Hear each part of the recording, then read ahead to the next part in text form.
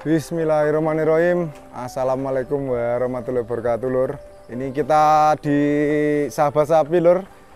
Lama kita nggak ngonten edukasi, kita datang lagi ke Barokah Farm lagi. Assalamualaikum, Pak Dokter. Waalaikumsalam, Mas. Gelap gulita. Nggih. Tak nyalakan lampunya dulu. Nggih. Wah. Tambah banyak, Pak Dokter. Ayolah, yes. Hiburan. Nah, roti Padang ya? Nggih. Ya, sepertinya. Gimana, Mas Arju? Selamat datang, lama nggak jumpa. Bagi rekan-rekan peternak, mohon maaf lahir batin ya, ini masih suasana Lebaran. Kalau saya ada salah-salah, mohon maaf, dan semoga peternak semua diberikan kelancaran, kesuksesan. Amin. Gimana, Mas? Ini gimana ini? Kita edukasi, Pak Dokter ya. Edukasi, oke. Edukasi, lo lama nggak edukasi nih. Saya biasanya bakulan terus ya. Ide-ide ini sampean ini soalnya brilian. Ini mungkin itu ya berkaitan dengan yang beredar. Aku kan sebagai YouTuber, sebagai di Facebook banyak rame itu banyak yang kayak mengeluh ya. Mungkin kayak katanya stok membludak, terus harga domba murah, terutama kemarin ya karena mungkin mendekati Lebaran dan PMK ini. Ini sampean kok malah tawar sebegini banyak loh. Ya, jadi gini, ini malah ke wake. Ini jadi terus teksel ya? Iya, teksel lah. Nanti ini betina-betina ini, Mas. Ini kok apa tak silangno ya kok biasanya kan. Karena saya memang favorit saya betina itu teksel. Ya. Jantannya pakai dorper. Nggak langsung ke dorper semua aja kan, kayak jenengan kan ngimpor dorper kan ya lumayan banyak ya. Kalau jantan dorper benar dorper nanti harga jualnya si gurung kuat lah dikepotong. Karena kita memang orientasinya kita untuk potong. Nah, jadi iki saat ini memang di kandang kita total ya, Mas, sampai sini sampai sana. Kurang lebih sekarang terisi sekitar 1.400 ekor. 1.400 ya. 1.400 dan semuanya breeding. Semuanya breeding. Breeding beda ya. Breeding. Biasanya kan pengemukan. Enggak, ini total kandang saya ini khusus untuk breeding. Breeding ya. Khusus untuk breeding. Yang ada di kandang saya yang satunya khusus penggemukan ada. Nah, kita bicara iki lah ya, artinya terakhir ya akhir-akhir ini memang gak kesini nggih Pak Dokter biar enak background sambil jadi, jalan nih wis sampean cerita. Jadi akhir-akhir ini memang dunia peternakan sedang tidak baik-baik saja ya kan. Ada PMK ya kan. Dulu PMK sudah hilang, nah tiba-tiba kan muncul lagi PMK. Terus ditambah lagi ada masalah dulu waktu adanya serangan impor. Oh, yang daging beku ya? Nah, ini impor ini bukan impor yang dorper yang hidup yang biasa tak masukkan, enggak loh, itu nggak efek. Impor kayak kalau impor itu nggak efek ya? Nggak maksudnya malah nggak berpengaruh? Nggak ke pasar, karena impor yang tak masukkan itu kan premium untuk bibit ya. Itu yang harga 30 juta, 25 juta. Itu ya nggak pengaruh di gune kalangan pasar bawah. Potong. Yang berpengaruh di gune pasar potong di lingkup terbawah itu adalah yang impor daging beku itu loh, Mas. Iya, kadang banyak yang protes katanya harga petani jatuh malah impor besar-besaran. Iya. Nah, lagi kita Mas daging beku ya. Dulu saya juga mengalami ya. Kita jualan karkas yo. Saat itu karkas wis nyampe harga 100.000 sampai 110. Iya. Tiba-tiba daging beku, daging pocong, iya kan? Mlebu akeh. Dijual di harga 63 sampai 67. Yang ngeletak gini. Ngeletak iya kan? Nah, kita harus bersaing karena kita jual 110.000 karkas, ya kan? Berat hidup domba kita beli untuk yang siap potong itu sudah di angka 50 sampai 55.000. Hidupnya loh ya. Terus begitu dijadikan karkas, ya ketemunya 100 110. Lah kalau kita beli hidupnya aja udah 50.000. Terus dijual wujud karkas. Karkasnya paling enggak anggaplah 50%. 50% ya. Berarti kan modal itu sudah 100.000 toh. Lah kita bersaing dengan harga yang 60.000 ya enggak nutut toh. Bener. Nah, jadi ya tolonglah ini kalau mungkin dari para stakeholder atau dari dinas atau dari pemangku kebijakan melihat video ini, tolong untuk kuota impor daging khususnya daging beku, kambing domba, tolong ditinjau ulang lagi, diperhatikan nasib kita peternak. Karena stok kita banyak. Sebenarnya momentum pasca Covid itu animo masyarakat di Indonesia untuk beternak itu tinggi. Cukup tinggi ya, Mas? Ya kan, orang nyari domba, nyari kambing itu banyak, nyari kambing bur ya banyak, nyari domba dorper, domba sufok, awasi, yang akhirnya domba tekstil itu tinggi ya kan? Nah, begitu animo tinggi dibandingkan dengan pasar yang lagi jatuh, aduh, ini pusing. Jadi harga drop. Nah, dengan harganya drop ini akhirnya berpengaruh juga dengan keinginan para calon-calon ternak ini akhirnya jadi ragu, Mas. Oh, nggih. Lah ya apa iki aku arepe ternak, ya kok regane elek, engko adole ning ndi? Iya, bener.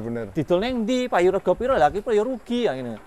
Iya kalau yang peternak-peternak yang jadi mitra saya aman karena harga sudah kita kontrak ya. Apalagi kontrak saya kan cukup tinggi. Saya kontrak di harga 80.000 per kilo kan sudah di atas harga pasaran, aman. Tapi kalau peternak-peternak yang belum punya mitra atau tidak bermitra itu yang kasihan. Ya. Nah, gimana tipsnya? Artinya ini saya tidak mengajak untuk peternak itu harus jadi mitra barokah, enggak. Ini kita berikan edukasi, Mas ya. Global lah. Nah, jadi tipsnya kalau di saat situasi seperti ini dan rekan-rekan ini sudah terlanjur beli ternak atau yang mau beternak akhirnya jadi ragu, udah wes lanjut aja. Tips dari saya, dengan situasi harga yang tidak pasti seperti ini, yang perlu peternak butuhkan atau perlu dipastikan satu, mengenai SOP kandang harus benar dulu. Jangan sampai dengan harga seperti ini akhirnya malas-malesan, pertahankan. Jadi dari sisi kandang harus tetap diperhatikan, ya. Jangan terus karena harga murah kandangnya asal-asalan, tidak standar, ya kan? Harus kandangnya SNI lah ya. Terus yang kedua terkait juga perawatan. Jadi perawatan pakan, perawatan kesehatan, atau tetap nanti mungkin yang yang breeding butuh USG nanti tinggal hubungi sampean ya kan, maju untuk Mas ini butuh di USG. Jadi SOP di kandang ini walaupun seperti harga yang jatuhnya harus tetap dipertahankan. Terus yang ketiga terkait dengan market atau penjualan. Nah ini kita sedikit menyimpang lah. Hanya saya ingin mengajak rekan-rekan peternak itu jangan hanya menuntut saya beternak, tapi ayo munculkan jiwa kewirausahaan, munculkan jiwa entrepreneur. Jadi di saat harga jatuh seperti apa nih? Jangan terpaksa, waduh, biasanya aku adol payu 50.000 per kilo, sekarang tinggal lakunya 40, itu pun sulit cari penjual. Yo, kita berpikir kreatif. Kreatifnya gini, nah, tidak ada salahnya toh, kita coba membuka usaha AKK. Oh, yang mana AKK kan harganya tetap stabil. Stabil ya kan? Walaupun harga murah pun, walaupun ada PMK pun, AKK mana tahu. Harganya nggak turun ya? Nggak turun ya. Benar. Satu itu. Yang kedua, berpikirlah ke arah kuliner. Contoh ini ya, saya punya usaha warung sate. Saat harga per kilo hidup ini di harga 40.000, saya jualan harga sate ya tetap. Tidak saya turunkan. Benar. Di saat harga mahal pun ya tetap segitu. Artinya apa? Lebih stabil kalau kita punya usaha kuliner gitu loh. Jadi coba dari rekan-rekan peternak ini kalau sudah punya ternak, coba berpikir atau gimana ya caranya untuk meningkatkan nilai jual ternak kita. Intinya jangan menuntut, wah harus ini pasrah seperti ini, enggak. Coba buat usaha AKK, ya kan? Itu kan kecil-kecilan, kita usaha AKK. Kalau usaha sendiri sulit, ya menggandeng. Yang usaha AKK sudah jalan, ayo tolong diajari. Gimana cara membuka usaha AKK atau join. Yang kedua kuliner, sate. Saya dulu juga nggak tahu pengalaman sate, tapi ya alhamdulillah ini udah berjalan tahun kedua ya akhirnya bisa. Dulu saya yang awalnya ya juga bingung ini sate, bumbunya harus seperti apa, penghitungnya ini daging 1 kilo ini harus saya jadikan sate berapa tusuk. Saya juga nggak ngerti, tapi kan itu bisa dipelajari. Nah, kalau kekurangan modal ya coba join. Ada nggak di sekitarnya tempatnya panjenengan semua itu yang peternak, artinya peternak sekaligus pengusaha sate, datengin minta tipsnya. Insya Allah masih mau lah. Kalau cari informasi itu sulit, silakan datang ke tempat saya. Saya terbuka. Nanti saya ajari bagaimana cara usaha warung sate. Penghitungan untung ruginya gimana, manajemen apa pemasarannya bagaimana, menata SDM-nya bagaimana, nanti kita ajari. Dan itu free. Silakan datang, kita ngobrol gratis, tidak ada biaya. Tambah skill baru ya dari peternak sekarang usaha sate. Betul. Free di sini. Ya. Jadi gini Mas, edukasinya adalah di saat situasi yang tidak menentu dengan harga jual yang tidak menentu, jangan patah semangat. Udah konsisten aja. Sembari kita melakukan sounding atau melakukan diskusi atau katakanlah kita curhat ke dinas tempat. Ini gimana ya? Dinas itu sangat terbuka kok.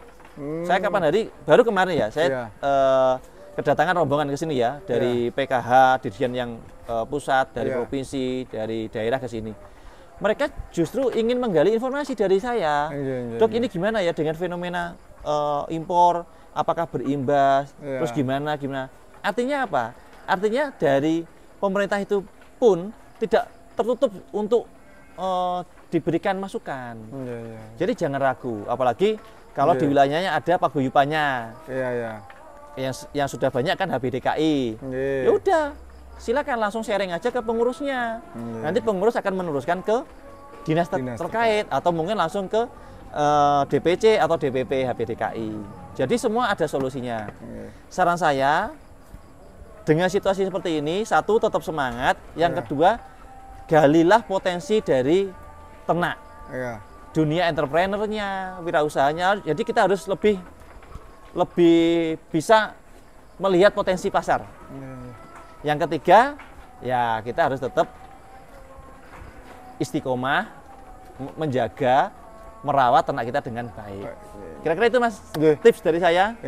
Kalau ada salah-salah, saya mohon maaf ya. Jangan kapok, datang ke sini. Siap, Pak Dokter. Insya Allah kita siap memberi edukasi untuk peternak di seluruh Indonesia. Oke. Terima kasih Mas. Mungkin itu dulu karena udah maghrib. Saya undur diri. Akhir kata, assalamualaikum warahmatullahi wabarakatuh.